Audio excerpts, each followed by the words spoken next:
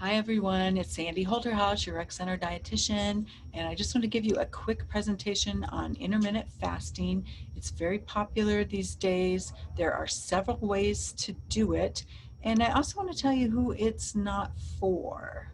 So hopefully you can see the slide change there. So just the quick agenda, benefits, who it's not for, what the types of intermittent fasting are, and how I use intermittent fasting in my practice. So the benefits are weight loss. Again, if you have a window of eating and you overeat during that period of time, you probably won't see the weight loss that you want. But with eating in that window and eating less calories, you will probably see some weight loss. We also would see improved insulin resistance and visceral fat loss. That's that fat that we store around the middle. And as that fat around the middle wraps around the organs, we do tend to see our fasting blood glucose go up. And that's what we would call insulin resistance. So we want to watch those numbers, how they're trending, to make sure that they're not going up. We also know that intermittent fasting can help produce more HGH, or human growth hormone, in the body, which we know that helps contribute to muscle mass and lean mass. So keeps us younger looking. Improved gene expression for longevity, improved cellular repair as well, and then reduced inflammation, particularly as pertaining to the heart and brain health. There is also evidence that it might help in the prevention of cancer, but those studies have been done with animals, so cancer and anti-aging. And not a health benefit, but maybe reduces stress in your life, reduced meal prep time and cleanup. So who shouldn't intermittent fast? Children, for one, we don't want to put them on a fast. They need their nutrients. Um, Anyone that's had an eating disorder, or even if you suspect that you have an eating disorder and you've never been diagnosed, we don't like to create any more chaos with your eating. So we'd want to keep those people away from intermittent fasting. Also, anyone that I work with that is a very chaotic or irregular eater, I would first want to establish some healthy eating patterns with them before having them go into intermittent fasting. You should talk to your doctor if you have diabetes. We want to make sure if you are on insulin or other medications that lower your blood sugar, that we don't have you going into a fast and really lowering your blood sugar. That could be very dangerous. If you have low blood pressure, we don't want you intermittent fasting without speaking with your doctor first. And also, if you're on prescription drugs, we want to make sure that none of those would interfere with intermittent fasting. For women, we do not want you to intermittent fast if you are pregnant, breastfeeding, or trying to conceive.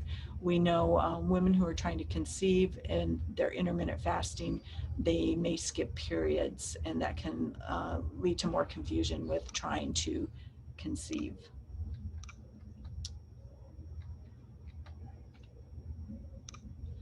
So the types of intermittent fasting are the 16-8.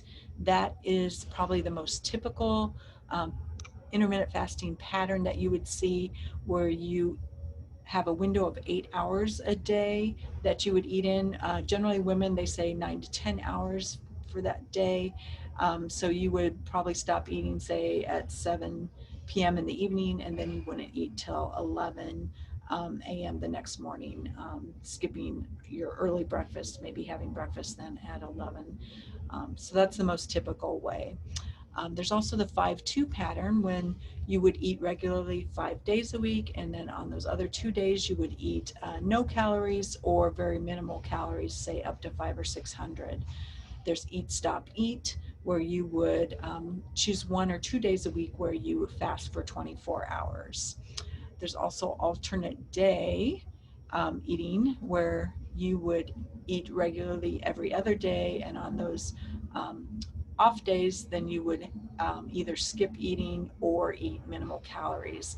And from what I've read, this is one of the most difficult patterns to do, because it doesn't really give you a few days in between to refeed, and you might end up being very hungry with that alternate day pattern.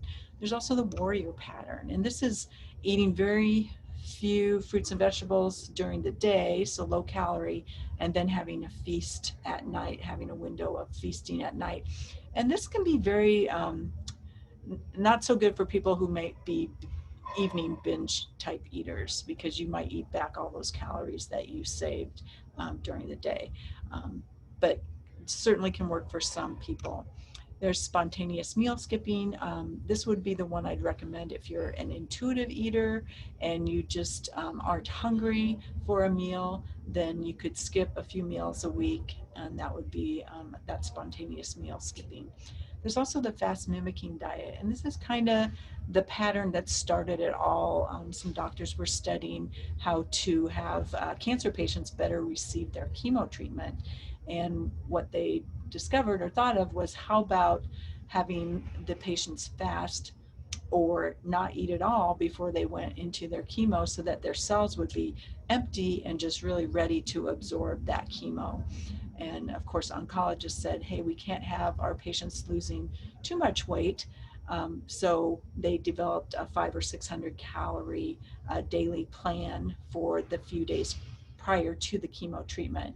That way, the cells are still fairly starved. You go into that chemo treatment, the chemo is absorbed very well into the body. And this has been a very effective method for increasing the effectiveness of chemo.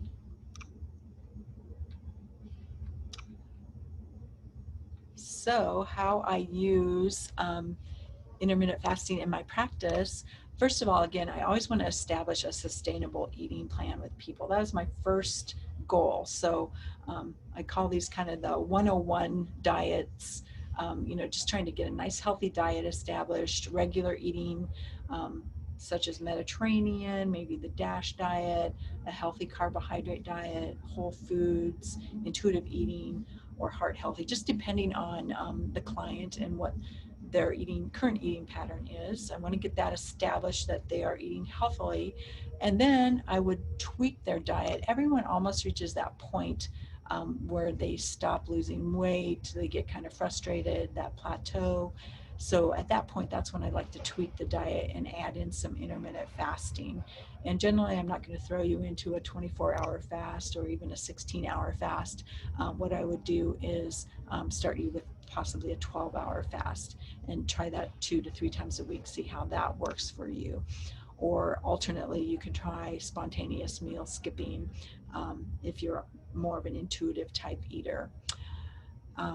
After tweaking the diet, at that point, when you've kind of established your patterns, you've figured out if intermittent fasting works for you, then you can fine tune that diet even a little bit more. So maybe you want to reduce sugar, or you want to take artificial sweeteners out of your diet or artificial ingredients. Maybe you want to focus on more fruits and vegetables.